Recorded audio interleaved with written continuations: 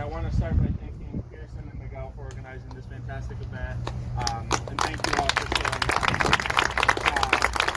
So we gathered here today to march in solidarity with the Black Lives Matter movement, because for far too long our Black brothers and sisters have experienced injustice and been murdered as a result of systemic racism and police brutality. I was a student in Dan's class when Trayvon Martin was murdered. I was a high schooler when Michael Brown was murdered by a police officer in Ferguson, Missouri. And as I finished my third year in college just last month, I saw the horrific murder of Ahmaud Arbery at the hands of a former police officer in Georgia. And I know we've all seen the video of George Floyd being killed by a Minneapolis police officer with a knee on his neck for nearly 9 minutes. This past semester, I wrote a paper on systemic racism, and I wrote this: the system was created by white men never intending for people like Walter McMillian to enjoy justice. We were reading Bryan Stevenson's Just Mercy at the time, but you can replace Walter's name with Breonna Taylor, Sandra Bland, Tamir Rice, or any name on the list we've all undoubtedly seen and the stories we've all undoubtedly heard. And today we march for them, for justice. And I know that word justice seems so much bigger than any of us.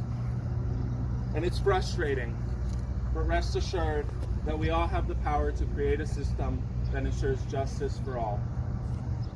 I know we like to think that this is an issue in Minneapolis or Louisville or Ferguson, but not here, right? Let me tell you that it is here. It's in our community, because the same systems that were in place in Louisville and Ferguson are in place here in West Liberty and throughout this country. They just haven't manifested yet. And that's why it's important that we all do our part. We all need to be allies. And being an ally is important now more than ever. But it's not enough to show up when a hashtag is trending. We have to show up every day. And this is for my white people, but it's also for my Latinos and my non-Black people of color. And that includes me, as I learn how to become a better ally each and every day. So I've created a list of questions that I'm going to commit to continually ask myself, and I hope that you will do the same. Here's the list. Did you post on social media today in support of Black lives? Did you sign a petition today supporting Black lives? Did you show up to the protests supporting Black lives? Did you donate to an organization that supports Black lives? Did you have a tough conversation with friends, family, or coworkers about their anti-Blackness?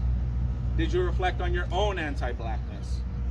Did I educate myself today on the systems of inequality? Did you support a Black-owned business? Did you support a Black artist? Did you vote for leaders that will prioritize Black voices? Did you hold those leaders accountable, even in between elections? And before you go to bed every night, I want you to ask yourself this question: did I use my privilege today to dismantle white supremacy and systemic racism? And I guarantee you that if you answer yes to that question, between now and for the rest of your life, and if we all answer yes to that question, I guarantee you we're going to wake up to a much better world, a much more just world than the one we see today. Thank you. Thank you, Michael.